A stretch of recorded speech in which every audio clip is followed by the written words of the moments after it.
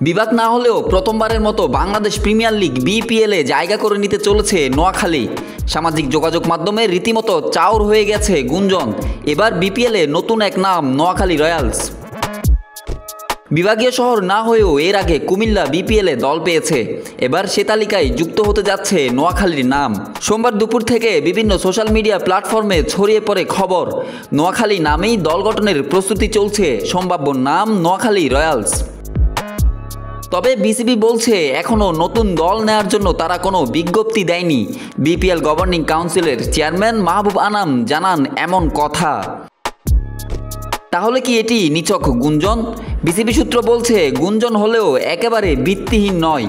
এক ইংল্যান্ড প্রবাসী বাংলাদেশির পক্ষ থেকে নোয়াখালীর নামে একটি দল গঠনের প্রস্তুতি চলছেই। বিসিবি যখন নতুন দল চেয়ে দরপত্র দেবে তখনই হয়তো আবেদন জমা পড়বে নোয়াখালী রয়্যালসের পক্ষে। তবে এখনই চূড়ান্ত কিছু নয়, বিসিবির বিজ্ঞপ্তি ও আনুষ্ঠানিক অনুমোদনের অপেক্ষা। তারপরেই জানা যাবে আদৌ নোয়াখালী রয়্যালস অভিষেক ঘটাতে পারবে কিনা দেশের সবচেয়ে জনপ্রিয় ফ্র্যাঞ্চাইজি ক্রিকেট লিগে।